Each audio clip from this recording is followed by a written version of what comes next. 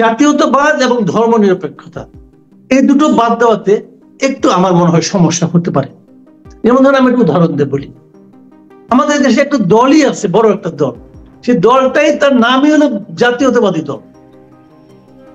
তারা জাতীয়তাবাদ মূলনীতি হিসেবে না থাকাটা আমার মনে হয় না তারা খুব আনন্দের সঙ্গে গ্রহণ করবে, এবং এটা নিয়ে ঝামেলা হবে, আলোচনা হবে, ঝামেলা হবে, এবং ওনারা মানবেন বলে আমি মনে করি না। তাহলে আপনি জাতীয়তাবাদ, আবার বাদ পড়লো কোনটা? ধর্মনিরপেক্ষতা। এখন আওয়ামী লীগ কিন্তু ফিল্ডে নাই, এখন ফিল্ডে নাই, কখনো কি ফিল্ডে আসবে না? আপনি কি আওয়ামী লীগকে চিরদিনের জন্য বাংলাদেশ থেকে একদম ওয়াইপ আউট করে দিতে চাচ্ছেন?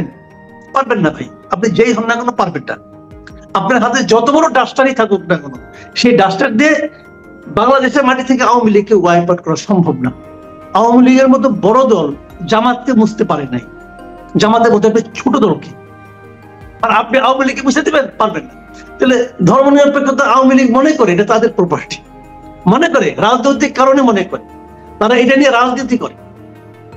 ধর্মনিরপেক্ষতা ভাই কি আসলে?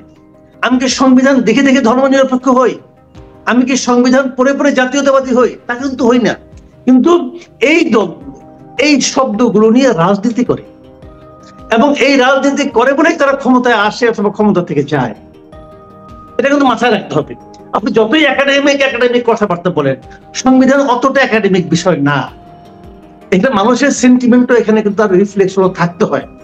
যাই হোক, সেখানে এবং এখন যে দলগুলি এখনো বামপন্থী যে দলগুলো আছে, 12 দল কি, গণতান্ত্রিক মঞ্চ টঞ্চ কি, আর অনেকগুলো দলিত আছে, এরাও দেখবেন এই ধর্মনিরপেক্ষতা নিয়ে মুস্তামুস্তি করবে। বিপরীতে আপনারা যেগুলো এনেছেন সেগুলো নিয়ে আমি একটু কথা বলি। সেগুলো আসলে কি রে ভাই? সেগুলি যে খুব আপনার বিশাল কিছু, তা কিন্তু আমার কাছে মনে হয় না। আমি আপনাকে একটু পড়ে শোনাই। যেগুলো বলা হচ্ছে: সাম্য, মানবিক মর্যাদা, সামাজিক সুবিচার, বহুত্ববাদ ও গণতন্ত্র, এই 5টা হলো নতুন তাদের প্রস্তাবিত মূলনীতি। গণতন্ত্র এবং বহুত্ববাদ আমার খুব পছন্দের। এই দুটো শব্দ যে অর্থ বহন করে আমার কাছে, এটা ভিন্ন ভিন্ন মানুষের কাছে ভিন্ন ভিন্ন অর্থ বহন করতে পারে। আমার কাছে যে অর্থ বহন করে আমি এতে হ্যাপি।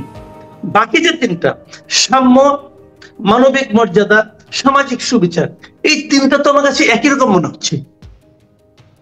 সামাজিক সুবিচার থাকে, সাম্যের সমস্যাটা কোথায়? যেখানে সামাজিক সুবিচার আছে, আপনি একটা বলেন তো, ভাবেন তো, আপনি একটা ইমাজিন করেন যে একটা দেশের সাম্য নাই কিন্তু সামাজিক সুবিচার আছে। সম্ভব? কিভাবে সম্ভব? সামাজিক সুবিচারই তো সাম্য। আবার আপনি বলছেন যে মানবিক মর্যাদা, একটা দেশে মানবিক মর্যাদা নাই কিন্তু সামাজিক সুবিচার আছে। সম্ভব? সম্ভব না। তো এই যে 3টা বাড়তি যোগ করা, আমার কাছে মনে হয়েছে যোগ করার মতো আর কোনো শব্দ পায় নাই। শব্দ ভান্ডারে ঝামেলা ছিল।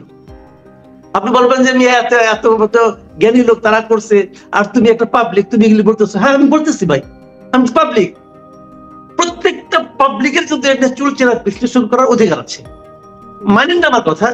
কিন্তু আমার কথা আপনাকে শুনতে হবে। আমি এভাবেই ভাবি যে এই 3টা, আপনি যে 2টাকে বাদ দিয়েছেন, বাদ দিয়ে যে 3টা এনেছেন, তবে যে 4টা এনেছেন, আহামরি কিছু আনেন না। সমাজতন্ত্র বাদ দেওয়া নিয়ে আমার কোনো আপত্তি নেই, ঠিক আছে। বাকি যেটা বাদ দিয়েছেন, ওই বাদ দিয়ে আপনি যেগুলিকে আনছেন, এগুলি ভাই একদমই হাস্য। আমার কাছে মনে হয় যে একই জিনিস 3টা নাম দিয়ে নিয়ে আসছেন। পুনরাবৃত্তি। জি কামাল, আপনার কাছ থেকে আসলে ঐক্যমতের জায়গায় আরেকটু শুনবো, সেটির বিষয়ে আপনি আপনার পূর্বাভাস কি? এখানে ফেব্রুয়ারি থেকে আলোচনা শুরু হবে এই সংস্কার প্রতিবেদনের সুপারিশের উপরে, সেটি বলছেন ডক্টর মোহাম্মদ ইউনূস। তিনি বলছেন একটা গণ অভ্যুত্থানের চার্টার তৈরি হবে ঐক্যমতের ভিত্তিতে। এটাও একটু যোগ করে শুনতে চাই, যেটি ছাত্ররা বলছে যে জুলাই বিপ্লবের ঘোষণাপত্র, আর এটাও একটা গণ অভ্যুত্থানের চার্টার বা গণ অভ্যুত্থানের ঘোষণাপত্র, গণ অভ্যুত্থানের চার্টার, মানে বিষয়গুলোর কি একই কিছু হতে যাচ্ছে নাকি আলাদা আলাদা? এটাও কি একটু স্পষ্ট হয় আমাদের কাছে? স্পষ্ট হয় না। বিষয়গুলো যেমন কি, এগুলো নানা ধরনের শব্দের খেলা। আমি মনে করি এগুলো শব্দের খেলা। এগুলোর আসলে কতটুকু প্রয়োগ আছে আমি জানি না। প্রক্লেমেশন অফ রেভলিউশন ছাত্ররা বলতেছিল, সরকার বলতেছে, এরা কিন্তু বলতেছে প্রক্লেমেশন অফ রেভলিউশন, স্টুডেন্টদের কিন্তু রেভলিউশন, বিপ্লব, তাই না? তারা কিন্তু মাস আপরাইজিং বলে নাই। আবার সরকার বলতেছে গণ অভ্যুত্থানের ঘোষণাপত্র। খেয়াল করেন, ঘোষণাপত্রটা যে কারণে হয়, ঘোষণাপত্রের বাস্তবতাটা কি সেটা তো হয়ে গেছে ভাই। আমাদের স্বাধীনতার একটা ঘোষণাপত্র ছিল, যেটা নাকি এপ্রিল মাসের হয়েছিল, 1 তারিখে হয়েছিল, পরে 14 তারিখে সেটা ঘোষণা করা হয়েছিল। ওটা কেন? যে ওই সময়ে তারা কিভাবে কাজ করবে তার জন্য করে তাদের সুনির্দিষ্ট কোনো লিখিত কোনো পয়েন্ট ছিল না, অথবা তারা যে একটা সরকার হিসেবে যুদ্ধ করবে সেটার জন্য একটা তাদের একটা দরকার ছিল, যে সরকার হিসেবে ঘোষণা করা একটা দরকার ছিল। তো ওইটা ছিল যুদ্ধের শুরুর সময়, যুদ্ধটা এর উপর ভিত্তি করে যুদ্ধটা চলেছিল। তো এখানে কি হচ্ছে, এখানে তো ঘোষণাপত্র হতে পারতো, কিন্তু সেটা হলো আন্দোলনের শুরুতে এটা ঘোষণাপত্র হতে পারতো। সেই ঘোষণাপত্রের যে পয়েন্ট গুলো আছে তার ভিত্তিতে আন্দোলনটা চলতে পারতো। এগুলো কিন্তু কিছু হয়নি। হয়ে যাওয়ার 5 মাসের পর আপনাদের হঠাৎ করে মনে হলো এরকম একটা করতে হবে।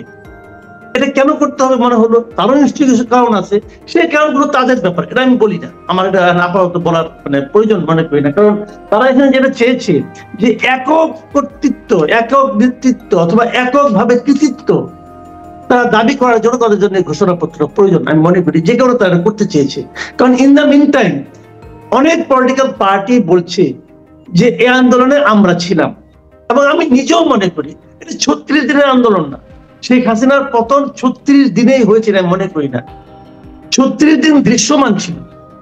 এবং যারা এখন নেতৃত্বের দাবিদার, যারা সামনে তাদের খুব ভোকাল দেখা যাচ্ছে, এরাও যে এই ক্ষেত্রে খুব গুরুত্বপূর্ণ ব্যক্তি, গুরুত্বপূর্ণ অবশ্যই, কিন্তু তখন কোনো একক নেতৃত্ব ছিল না, তারা সারা দেশের সমস্ত সমন্বয়কদের একজন করেছিল। তারপরে তার উপদেষ্টা হয়ে পুরো নেতৃত্ব নিজের কাছে নিয়ে নিছে, অনেকে এটা মাস্টার মাইন্ড হয়ে গেছেন, এটা তাদের ব্যাপার, সরকারও মেনে নিয়েছে, কোনো সমস্যা নাই। কিন্তু তারা এটা একটা স্বীকৃতি চেয়েছিল বলে কিন্তু এই ধরনের তারা আবদান নিয়ে আসছে, আমার যেটা ধারণা। এবং আলটিমেটলি এটাও যে সকল দলের সমন্বয়ে বসে সরকার যেটা করতে চেয়েছে, এটাও আলটিমেটলি কিছু হবে না। এই কারণে সকল দল মেনে নেবে না যে তাদের নেতৃত্বে আমরা আন্দোলন করেছি। বাংলাদেশের পলিটিক্যাল পার্টিগুলো কিন্তু ভাই কিছুটা হলেও আমি চিনি, এদের নেতাদেরও চিনি, এদের রাজনীতি সম্পর্কে টুকটাক কিছু তো জানি ভাই, যতটুকু বুঝি আমার মনে হয় না যে এই সকল রাজনৈতিক দল মেনে নেবে যে তাদের নেতৃত্বে আমরা আন্দোলন করেছি, এটা মেনে নেবে না। কাজে এটা আলটিমেটলি যেভাবে তারা শাহাবুদ্দিন চুপ্পুর পদত্যাগের জন্য 2 দিন লাফালাফি করেছিল, তারপরে টায়ার্ড হয়ে বসে পড়ছে, এটাও এরকমই হবে কোনো সন্দেহ। কারণ তাদের জোর যে খুব বেশি একটা আগের অবস্থা আছে, তাদের গ্রহণযোগ্যতা যে আগের অবস্থা আছে সেটাও মনে করার কোনো কারণ নাই। ইতিমধ্যে অনেক বিতর্কিত কাজে তারা জড়িয়ে পড়ছে বলে সাধারণ মানুষ মনে করে, হয়তো পড়ে নাই কিন্তু সাধারণ মানুষ মনে করে। এগুলো তাদের জন্য পাবলিক পারসেপশন হিসেবে খুবই নেতিবাচক অবস্থানে আছে। কাজে এই সমস্ত ঘোষণা কোনো বিষয় না, বিষয় হলো যে যেটা পজিটিভ ঘটনা যেটা, সেটা হলো আমরা অনেকগুলো কমিশনের রিপোর্ট পেতে শুরু করেছি। এটা আমি মনে করি এই সরকারের দায়িত্ব নেওয়ার পর সবচেয়ে বড় ঘটনা, এবং আমার বিবেচনায় সবচেয়ে ইতিবাচক ভূমিকা, ইতিবাচক কাজ, এটা আমি মনে করি। এমনকি যে সংবিধান সংস্কার কমিশন নিয়ে আমার সবচেয়ে আপত্তি ছিল, আমি নিজে ওটা প্রকাশ করেছি যে আমার এই কমিশন পছন্দ হয় নাই, কমিশনের প্রধানকে পছন্দ হয় নাই, নানা কারণ আমি আমার ব্যাখ্যা দিয়েছি তখন। কিন্তু আমি এই সংবিধান সংস্কার যে প্রস্তাবগুলো আছে, 2-3টা জায়গা ছাড়া আমি এই কমিশনের রিপোর্টকে আমার কাছে খুবই পছন্দ হয়েছে। আমি এই জন্য আলিরিয়াজ স্যারকে ধন্যবাদই জানাবো, যদিও ওনাকে এটা প্রধান বানানো আমি এখনো মনে করি ঠিক হয় নাই, কারণ একজন বিদেশি লোককে বানাতে হবে কেন, আমি এইভাবে মনে করি। কিন্তু যেটা বানিয়েছেন আলটিমেটলি, এটাকে আমি প্রশংসা করি, এটা আমি মনে করি ভালো। যে 2-1টা জায়গায় ঝামেলা আছে, এটা আমি আগেই বলেছি যে আপনার এই মূলনীতিগুলো, এইগুলিও আমি মনে করি এমন কিছু না যে পরিবর্তন করা যাবে না। আমি মনে করি এগুলো আলোচনার মাধ্যমে পরিবর্তন হবে, আপনি দেখে নিন পরিবর্তন হবে। এই যে তারা 5টা দিয়েছে, এই 5টাই থাকবে, আমি মনে করি তা থাকবে, দেখে নিন চেঞ্জ হবে। কারণ পলিটিক্যাল পার্টির দাবিগুলো তার মানবে, এবং কি দাবিগুলো আসতে পারে সেটা তো আমি আপনাকে বললাম। জাতীয়তাবাদ ঢুকানো খুব একটা ঝামেলা হবে না। এখন ফুয়াদ ভাই যে কথা বললেন যে জাতি তো একটা, এখন এটার দরকারটা কি, এবং আমি কিন্তু ওনার সঙ্গে 100% এগ্রি করি যে ভাই একটা জাতি একটা হয়ে গেছে, একটা গঠন, একটা দেশ, একটা বাংলাদেশি, আমাদের জাতি হিসেবে আমরা বাংলাদেশি, এটা তো ধ্রুব সত্য। এখানে আবার জাতীয়তাবাদী শব্দটা থাকতে হবে কেন? জাতীয়তা, এটা ওনার সঙ্গে আমি একমত। আমি আগে বলেছি যে সংবিধান কিন্তু কেবল একাডেমিক কোনো বুক না, এখানে কিন্তু সমগ্র মানুষের যে সেন্টিমেন্ট, তার কিন্তু পুঞ্জীভূত একটা গ্রন্থ এটা। সেন্টিমেন্ট তো আছে, একটা দল তো রাজনীতি করে জাতীয়তাবাদ নিয়ে, যদি তা না হলে তো বিএনপির নামই চেঞ্জ করতে হয় যে ভাই তারা মানতে চাইবে না। মাসুদ কামাল, এটা স্পষ্ট আপনি এটা বলছিলেন যে এখানে একটা ঝামেলা তৈরি হবে, ফ্যাসিবাদের একটা অন্যতম বৈশিষ্ট্য। এখানেও কি কোথাও একটা নতুন কোনো সংজ্ঞার মধ্যে আবার পড়েও যাচ্ছে কিনা, নানান রকম শঙ্কার জায়গা আছে? আপনার বিশ্লেষণ কেমন এখানে? যাচ্ছে, পড়ে যাচ্ছে। আমি আপনাকে আরেকটু ক্লিয়ার করে বলি, উনি যেটা বলেছেন, যে কথা আমাকে ফুয়াদ ভাই বললেন যে আপনি প্রতিটা শব্দকে সমর্থন অথবা অসমর্থন করার কোনো ব্যাপার না, এটা বলা সম্ভব না। আমি তবু একটা শব্দ নিয়ে কথা বলি, যেমন ফ্যাসিবাদ। এই ফ্যাসিবাদের সংজ্ঞা, ডেফিনেশনটা ওনার কাছে যা, সেটা যদি আমার কাছে না হয়, তাহলে ওনার কথাটাকে আমাকে ফ্যাসিবাদ মনে হতে পারে, এবং উনি যেভাবে ভাবছেন আমি তো সেভাবে নাও ভাবতে পারি। একটা কথা মাথায় রাখতে হবে, এখানে ওনার ভাবনা আর আমার ভাবনা এক না। উনি যেভাবে বলেন, যেভাবে ভাবেন, আমি সেভাবে বলিও না, সেভাবে ভাবিও না। কাজে এটাকে সমর্থন করার আমার কোনো সুযোগ নেই। তবে আমি মনে করি যে ওনার বক্তব্যটা অতি সরলীকৃত, এবং এভাবে ওনার বলা আমি মনে করি যে আমার কাছে ভালো লাগেনি। আমি এইভাবে কথা শুনতে চাই। উনি সমালোচনা করতে পারেন, বলতে পারেন যে এই ধরনের ধারা চলতে দেওয়া উচিত না। উনি বলতে পারেন এই ধরনের ধারা হলে সেটাকে আপনারা প্রতিরোধ করেন, আপনারা সেটাকে মানেন না। মানে মানুষকে বলেন তারা তার কাজটা করুন, মানুষকে কি করতে হবে সেটা যদি আপনি বলে দেন, এবং আপনার কথা না শুনলে সেটা যদি ফ্যাসিবাদ হয়ে যায়, আপনার মতো করে চিন্তা না করলে যদি সেটা ফ্যাসিবাদ হয়ে যায়, তাহলে ভাই আপনার সংজ্ঞায় গলদ আছে, লেখাপড়ায় একটু সমস্যা আছে। কাজে আপনাকে ওভাবে ভাবতে হবে ভাই। এটা হয়েছে কি জানেন, এটার মধ্যে একটা বয়সজনিত সমস্যা কাজ করে। যখন আমরা ছোট ছিলাম, বড়জন ইউনিভার্সিটি পড়তাম, তখন একটা বিষয় নিয়ে যেভাবে কথা বলতাম, যে উত্তেজিত হয়ে যেতাম, যতই বয়স বাড়ে ততই কিন্তু উত্তেজনার মাত্রাটা কমে, কারণ তার সঙ্গে ওই প্রাপ্ত জ্ঞানের সঙ্গে না কিছু অভিজ্ঞতা যুক্ত হয়। আবার এই প্রাপ্ত জ্ঞানকে আমরা জীবনের সঙ্গে সিনক্রোনাইজ করতে চাই, এটা কিন্তু একটা বড় বিষয়। বইকে যদি আপনি জীবনের সঙ্গে না মেলাতে পারেন, তাহলে বইয়ের পড়া আপনার জন্য বিপদ ডেকে আনতে পারে। এটা হলো সারা দুনিয়ার নিয়ম। জীবনের সঙ্গে মেলাতে হবে, সমাজের সঙ্গে মেলাতে হবে। তো আপনি বলেছেন নিশ্চয়ই ওই সময় একটা পরিবেশ ছিল, উত্তেজনা তৈরি করতে পেরেছেন, অনেকে হাততালি পেয়েছেন, বাট এটা বাস্তবতা না। এটা যে বাস্তবতা না, এটা আমি একটা সিম্পল একটা কথা বলে রাখি আপনাকে। বাংলাদেশে তো নির্বাচন হবে না, নির্বাচনের জন্য যত কিছু হচ্ছে। যখন নির্বাচন হবে তখন দেখবেন যে ওনাদের এই কথা আসলে বাস্তবতা বিবর্জিত কথা। তখন যে বাস্তবতা দেশে তৈরি হবে, তখন দেখবেন এইগুলির কোনো বেল নাই, একদমই নাই। ওনাদেরও খোঁজ খবর থাকবে কিনা আমার সন্দেহ আছে। কাজে এখন যতদিন সরকারের সহযোগিতা পাচ্ছে, সমর্থন পাচ্ছে, বলে যাচ্ছে অনেক মানে নায়ক দেখছি, বিপ্লব নায়ক পরে দেখছি হারাই গেছে। এই যে ফুয়াদ ভাই বললেন যে আপনার এরশাদ বিরোধী আন্দোলনের সময় আমি তখন ঢাকা ইউনিভার্সিটি স্টুডেন্ট ভাই, শেষ দিকে আমরা তখন অনেক নেতা দেখছি, বিরাট নেতা, এখন খুঁজেও পাওয়া যায় না, আছে বেঁচে আছে। কাজেই সময়ের স্রোতে না অনেক বড় নেতাও ছোট হয়ে যায়, হারিয়ে যায়। আবার অনেক ছোট নেতা সময়ের প্রয়োজন ঠিক কাজটা করতে পারে, বলতে পারে যখন তারা বড় হয়ে দেখা দেয়। কাজে এগুলো হতে থাকবে। কিন্তু আমি যেন বলি এত উত্তেজিত হওয়ার কিছু নাই, না হওয়ার কিছু নাই, এগুলো হতে থাকবে, এগুলো সমাজের অনুষঙ্গ, এগুলো চলবে। কিন্তু একটা কথা যে সবসময় মাথায় রাখতে হবে, দেখেন দেশটা কিন্তু মানুষ নিয়ে, দেশটা কিন্তু কেমন ভূখণ্ড নিয়ে না। আমার বাসায় 10 জন মেম্বার আছে, 10 জন মেম্বারের কথাই আমাকে কিন্তু গুরুত্ব দিতে হবে, মিনিমাম শুনতে তো হবে, গুরুত্ব দিতে হবে, শুনতে হবে ভাই। শোনার পর হয়তো আমি গৃহকর্তা হিসেবে একটা সিদ্ধান্ত নেব, আমি চিন্তা করবো কোন সিদ্ধান্ত নিলে সবার জন্য ভালো হয়।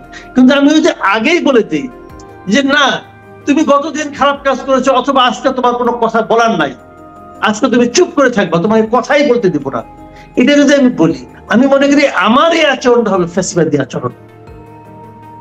এটা হলে আমি এভাবে বুঝি, তাই না? সবাইকে বলতেই তো, আপনি কাউকে যদি বলতেই যদি না চান, এবং সেটা সংখ্যা যদি একটা বড় সংখ্যা হয়, তখন সেটা না আসলে পারবেন না। আপনার হাতে একদম স্পষ্ট, খুবই বানান আছে, আপনি পাহাড় ভেঙে ফেলাবেন বলে সিদ্ধান্ত নিলেন, পারবেন না ভাই। পাহাড় তো বুঝছেন না, এটা উইকুকের ঢিবি না, পাহাড় তো ভাঙা কঠিন। স্পষ্ট, একদম স্পষ্ট। আমাদের আসলে আরেকটা দু একটা বিষয়ের মধ্যে যেতে হবে, মানে এই প্রত্যেকটা বিষয়ে অনেক বড় বড় করে কথা বলা যায়, আমি এই বিষয়ে একদমই নিশ্চিত। তারপরেও একটু যাই, কারণ এই বিষয়গুলো নিয়ে কথা বলতে আমার দর্শকেরও কিছু মন্তব্য আছে, সেগুলো আমি আপনাদের কাছ থেকে যদি সম্ভব হয় মতামত নেব। সময় স্বল্পতা আছে। যুক্তরাজ্যের মন্ত্রিসভা থেকে টিউলিপ পদত্যাগ করলেন, এটিকে আপনারা কিভাবে দেখছেন? আবার উনাকে আবার সমর্থন দিচ্ছেন বা ওনার পক্ষে কথা বলছেন দেশটির প্রধানমন্ত্রী।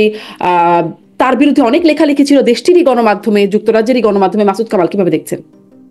দেখেন, উনি যে পদত্যাগ করেছেন, ওনার পক্ষের লোকজন বলছে যে ওনার এটা তো প্রমাণিত হয়নি, হয় নাই, কথা সত্য, অভিযোগ উঠেছে, এটাও সত্য, এবং উনি বলছেন যে তদন্তের স্বার্থে উনি পদত্যাগ করেছেন, এটা ওনার মহানুভবতা, এটা বলেও কেউ কেউ আত্মতৃপ্তি পেতে পারেন, এটাও সত্য। আবার ওই যে নিরপেক্ষ কমিশনের কাছে বলেছিলেন, তারাও বলেছেন তারা নাকি কিছু পায় নাই। আবার ওনাদের প্রধানমন্ত্রী স্টারমার উনিও বলেছেন যে তেমন কিছু পায় নাই। এগুলিও হয়তো বা সত্য, কিন্তু আমি মনে করি এই আংশিক সত্য অথবা পুরো সত্য এই সব কিছুর সঙ্গেই মেশানো আছে রাজনীতি। রাজনীতির বহুত পেকুলিয়ার জিনিস। টিউলিপ সিদ্দিক তার বিরুদ্ধে যে পত্রপত্রিকা লেখা, এটা কিন্তু বাংলাদেশের পত্রিকা লেখা হয় না, ব্রিটেনের পত্রিকা লেখা হয়েছে। ওই পত্রিকায় এই মাপের একজন পলিটিশিয়ানের বিরুদ্ধে আজগুবি একটা লেখা দিবে আর সেটা পাবলিক গ্রহণ করবে, ব্রিটেনের মানুষ ভাই এতটা মূর্খ না, ওদের সাংবাদিকতাও এতটা আনারি না যেটা করবে। এখন যদি টিউলিপ সিদ্দিককে আরো বেশিক্ষণ আটকে রাখার চেষ্টা করা হতো, আমি মনে করি লেবার সরকার, লেবার পার্টির সরকারই বিপদে পড়ে যেত। পুরো সরকার বিপদ থেকে বাঁচার জন্য একটা ঘোড়াকে অথবা একটা কাটাকে তুলে ফেলেছে, এই হলো রিয়েলিটি। কিন্তু নাটক করছে যে না আমরা তদন্তের স্বার্থে এটা করছি, বাট রিয়েলিটি হলো যে উনি টিউলিপ সিদ্দিক কেবল নিজে বিপদগ্রস্ত না, পুরো ব্রিটিশ সরকারটাকে উনি বিপদগ্রস্ত করে ফেলেছিলেন। ব্রিটিশ সরকার ওনাকে সরাই দিয়ে নিজেরা বাঁচার চেষ্টা করছে, বাঁচবে কিনা জানি না, এই আলোচনা থামবে এটা আমি মনে করি না, এই আলোচনা চলতে থাকবে, ব্রিটেনেও চলতে থাকবে, কোনো কিছু শেষ হয় না। আবার আমার জন্য পাবলিক, আমি তো প্রমাণ পাইনি এখন পর্যন্ত কোথাও, আমি তো প্রমাণ করিও না, এখানে অভিযোগটা তুলছে পত্র পত্রিকার যখন অভিযোগটা তুলেছে তারাও যথেষ্ট তথ্য প্রমাণ নিয়ে অনুসন্ধান করে অভিযোগটা তুলেছে। আমি নিজে ভাই সাংবাদিকতা করি, কিছু তো বুঝি, সেই উপলব্ধি থেকে আমি মনে করি ভাই উনি দুর্নীতি করেছেন, একদম ক্লিয়ার উনি দুর্নীতি করেছেন। এবং কারণ ওখানে যিনি বাড়ি নিয়েছেন একজন আওয়ামী লীগের আপনার ব্যবসায়ী, আওয়ামী ব্যবসায়ী, যিনি আবার ওনার খালার কাছে সুবিধাপ্রাপ্ত ব্যক্তি, বাড়ি নিলেন কেন? ভাড়া দিচ্ছেন, মানে ভাড়া তো দেন নাই, নিচ্ছেন, বুলেটটা নিচ্ছেন আবার বিক্রি করে দিচ্ছেন, এগুলো তো সত্য ঘটনা। তো এগুলি বলে লাভ নাই ভাই, এখানে কিছু কিছু ঝামেলা হয়েছে।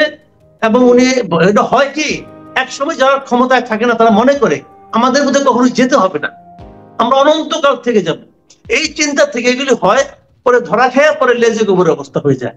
বাংলাদেশের নাম অনেক কিছু নিয়ে এখন আলোচনার একটা জায়গা তৈরি হয়েছে। মাসুদ কামাল, একদম শেষ বক্তব্য বলে আমরা শেষ করব। না, শেষ বক্তব্য আমি আগে বলেছি, ওই কথা আমি আবারও বলবো যে ইউনূস সরকারের এই যাবৎকালের সবচেয়ে বড় সাফল্য হলো এই কমিশনের রিপোর্ট গুলো পেতে থাকা। আমরা আজকে 4টা পেয়েছি, আমি যতটুকু দেখেছি আমার কাছে মনে হয়েছে রিপোর্ট গুলো খুবই সুচিন্তিত ভাবে দেওয়া হয়েছে। আমি রাজনৈতিক দলগুলোর কাছে আশা করবো, কারণ এখানে একজন রাজনৈতিক দলের একজন নেতাও আছেন, আমি ওনাদের কাছে সকল রাজনৈতিক দলের কাছে আশা করবো যে এটা নিয়ে আপনারা বেশি বিতর্কে যায়েন না, যতটুকু পারেন কালক্ষেপণ না করে একটু মাঝামাঝি, পুরো সংস্কারে কখনো পুরো শেষ হয় না, এটা পরেও চলতে থাকবে, আপনার ক্ষমতায় আসার পর এটা আরো চেঞ্জ করবেন, কোনো আপত্তি নাই, কিন্তু এটা নিয়ে সময় ক্ষেপণ করেন না, এটা নিয়ে ঝগড়াঝাটি করে সামান্য একটা শব্দ নিয়ে একটা বিষয় নিয়ে ঝগড়াঝাটি করে আপনারা 3 দিন 10 দিন 20 দিন কাটাই দিলেন, এতে আমরা গণতন্ত্র থেকে দূরে থাকবো। আমরা এখন যে অবস্থায় আছি আমি মনে করি আমাদের এখানে একটা নির্বাচিত সরকার থাকা জরুরি হয়ে দাঁড়াইছে, যাদের কাছে নাকি জবাবদিহিতা আছে।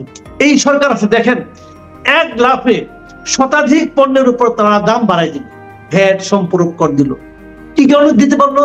তাদের তো কারো কাছে জবাবদিহি করতে হবে না, তারা তো আগামীতে ইলেকশন করবে না, কোনো সমস্যা নাই। হাসিনাও কিন্তু তাই করতো, তারও জনগণের কাছে যেতে হতো না ইলেকশন করার জন্য। একই রকম তো আমরা এটা চাই না, আমরা এমন সরকার চাই যে সরকার একটা জিনিসের দাম 2 টাকা বাড়াইতে গেলে 2 বার চিন্তা করবে যে আমার তো এই জন্য আগামী 5 বছর পরে জনগণের কাছে প্রশ্নের সম্মুখীন হতে হবে। সেই সরকার যত তাড়াতাড়ি আসে তার জন্য আমাদের পলিটিক্যাল পার্টিগুলো, আমাদের ফুয়াদ ভাইরা সক্রিয় হবেন, উদার হবেন, এই প্রত্যাশা আমি করি।